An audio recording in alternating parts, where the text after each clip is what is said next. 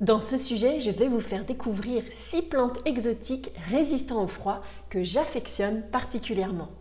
Ces plantes sont vraiment intéressantes si vous avez envie d'apporter une touche exotique à votre jardin, même si vous habitez dans une région où il gèle. Les plantes que je vous ai sélectionnées, non seulement sont de très belles plantes à l'allure exotique, mais surtout, elles sont parmi les plantes de ce style qui résistent le mieux aux températures négatives. Au moins jusqu'à moins 12 degrés Celsius, et la plupart des plantes de cette liste jusqu'à moins 15 degrés, voire moins 20 degrés. Et en plus, elles sont faciles à trouver en pépinière. Numéro 1, le Tetrapanax rex, une plante exubérante pour votre jardin exotique en France. La première plante dont je vais vous parler, c'est la plante à papier de riz, ou Tetrapanax papyrifera rex. Cette plante, on dirait un dinosaure avec ses grandes feuilles. Elle est originaire d'Asie et elle résiste bien au gel jusqu'à moins 12 degrés. Il faut savoir que, comme beaucoup de plantes exotiques, si le gel dépasse moins 5 degrés, il est possible que son feuillage soit détruit. Mais rassurez-vous, ça vaut vraiment le coup de la planter, car elle repartira de sa souche, du moment que le gel n'est pas descendu trop bas. C'est une plante vraiment chouette, à placer dans un massif plutôt à la mi-ombre, car elle n'apprécie pas un sol trop brûlant. C'est idéal pour les parties plus ombragées de votre jardin exotique, le long d'un mur par exemple, où elle ne reçoit que le soleil du matin. Au niveau de ses dimensions, elle peut atteindre plus de 2 mètres de hauteur et pareil en largeur. Mais ce qui est vraiment chouette chez cette plante, c'est la taille de ses feuilles, des feuilles gigantesques, palmées, qui mesurent environ 60-70 cm de diamètre. C'est ce feuillage exubérant qui apportera à coup sûr une allure exotique là où elle est plantée. Ces feuilles restent persistantes en climat doux, mais se renouvellent chaque année dans les climats plus frais. Au niveau du type de sol, je vous recommande particulièrement cette plante si vous avez un sol légèrement argileux, argilo-limoneux dans l'idéal, car elle apprécie beaucoup les sols qui restent frais l'été. Par contre, comme toute plante exotique, le sol doit absolument être drainant, donc ajoutez tout de même du terreau à votre terre de jardin pour éviter que l'eau ne stagne. Et enfin, pour mettre toutes les chances de votre côté, recouvrez la surface de la terre d'un épais paillage de copeaux de bois pour augmenter sa résistance au froid.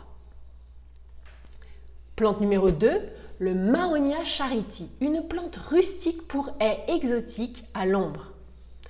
Connaissez-vous le Mahonia X Media charity? C'est une plante absolument originale qui résiste vraiment très bien au gel jusqu'à au moins 15 degrés Celsius.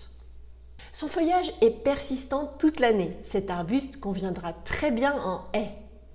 Ses feuilles, jaune vif, apparaissent en hiver à la pointe de chaque tige.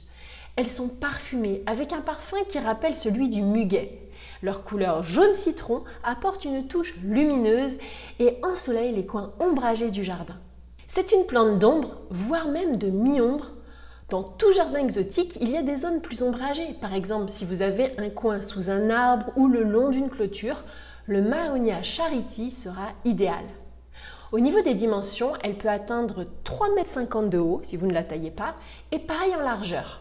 Pour le sol, elle se plaira dans un sol légèrement argileux, mais il faut surtout qu'il soit bien drainé. Ajoutez du terreau à la plantation, mélangez à votre terre de jardin ou éventuellement un peu de terre de bruyère, car elle apprécie les pH neutres, voire acides. Elle tolère les sols légèrement calcaires aussi, mais il ne faut surtout pas qu'il y ait d'excès d'humidité. C'est une plante exubérante avec une texture coriace qui apporte de la lumière avec sa floraison jaune vif en plein hiver. Numéro 3, le bananier basjo, une plante tropicale adaptée au climat froid. Une plante qui fait voyager, c'est bien sûr le bananier. Le Musa basjo ou bananier du Japon est vraiment la meilleure option de bananier rustique puisqu'il résiste jusqu'à moins 20 degrés Celsius. Il est tout à fait normal que son feuillage gèle en hiver, mais l'important est de préserver la souche qui chaque année vous refait un nouveau feuillage. Une astuce, placez un grillage autour de la souche. Remplissez-le de feuilles mortes et terminez en recouvrant avec les feuilles sèches du bananier que vous avez coupé. Cela maintient l'ensemble et protège efficacement contre le gel. Au printemps, dès que les gelées sont terminées, il repartira sans problème, votre bananier. Au niveau de l'exposition, l'idéal est de le placer en plein soleil, le long d'un mur, car les bananiers n'apprécient pas trop le vent, qui abîme leur feuillage. Ce bananier peut produire des bananes, mais malheureusement, elles ne sont pas comestibles. C'est une plante imposante qui peut atteindre 4,50 m de haut et de large, donc prévoyez-lui de la place. Les bananiers apprécient les sols qui restent frais, donc c'est une plante plutôt adaptée aux terres argileuses ou argilo-limoneuses. Ils aiment aussi les terres riches. À la plantation, je vous conseille de mélanger du terreau là aussi à votre terre de jardin et de rajouter régulièrement du compost. Il est important que le sol reste frais en été, donc le paillage aussi l'aidera à maintenir l'humidité. Ces grandes feuilles vert vif apportent une touche exotique et luxuriante à votre jardin. Petite interlude dans la vidéo, si vous avez besoin d'aide pour l'aménagement de votre jardin, j'ai créé un petit livret gratuit, les 9 points indispensables pour réussir ces extérieurs. Il vous permettra de partir avec les bonnes bases pour aménager votre jardin joliment et correctement. Vous y retrouverez facilement mes meilleures astuces de paysagiste que je partage sur mon blog. Pour le recevoir, c'est très simple, cliquez sur le lien en description, vous le recevrez par mail en quelques minutes. Maintenant, retournons à notre sujet. Numéro 4, le Yucca rostrata, une plante résistante au gel pour votre massif exotique. Ah, le Yucca rostrata, certainement l'un des plus beaux yuccas grâce à sa couleur vert-bleu. Originaire du Mexique, il résiste jusqu'à -20 degrés sans problème, à condition que le sol soit suffisamment drainant. C'est vraiment une plante exotique de plein soleil qui se plaira très bien dans un sol sec, voire très sec. Il est même absolument essentiel de lui assurer un bon drainage en mélangeant du sable et des cailloux à votre terre pour éviter l'excès d'eau en hiver. Cela augmente aussi sa résistance au gel. Ce yucca sera vraiment très joli si vous en plantez plusieurs dans un massif, entouré de plantes vivaces fleuries par exemple. Ce que j'aime beaucoup avec les plantes exotiques en général et surtout avec ce beau Yucca rostrata, c'est son graphisme. Il est sphérique et son feuillage persistant vous permettra de profiter de sa belle allure tout au long de l'année. En plus, il est extrêmement facile d'entretien, à condition de le planter dans de bonnes conditions. Au niveau de ses dimensions, il peut atteindre jusqu'à 4 mètres de haut. Mais vous avez le temps car sa croissance est vraiment lente. Avec le temps, il forme un tronc, ce qui lui donne un aspect spectaculaire et vous transporte dans une ambiance de terre lointaine.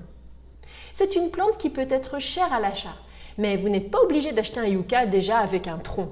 Vous pouvez opter pour un petit Yucca rostrata, même s'il n'a pas encore de tronc, il apportera une très belle structure à vos massifs. En été, il produit une grande fleur de couleur blanc-crème. Le seul petit inconvénient, comme beaucoup de yucca, c'est qu'il est piquant. Il est donc préférable de le placer au milieu d'un massif pour éviter les risques avec les enfants. Il peut aussi être très joli aux abords d'une piscine dans un massif. Il s'adapte aussi bien aux sols légèrement argileux que caillouteux ou sableux. Il tolère les sols calcaires ou acides, mais le secret, c'est vraiment le drainage. Le Yucca rostrata, c'est presque un indispensable à mon avis si l'on veut un beau jardin exotique. Numéro 5, le Désylirion welleri, pour créer une ambiance désertique malgré les températures négatives. Connaissez-vous les Désylirions? Ce sont des plantes grandioses, très graphiques, idéales pour apporter une vraie touche exotique au jardin. Ici, je vous ai sélectionné le Désylirion le plus résistant au gel, jusqu'à -15 degrés, qui est donc le Désylirion welleri. Ce que j'aime beaucoup avec ce Désylirion, c'est sa silhouette. Il forme une grosse boule composée de nombreuses petites feuilles persistantes, très serrées, avec à leur extrémité un petit épi de feuilles sèches. Comme pour la plante précédente, je vous recommande d'en planter plusieurs afin de répéter cette forme en sphère à différents endroits du jardin et de créer une belle ambiance exotique. Pour l'entretien, on est exactement sur les mêmes recommandations que pour le yucca précédent.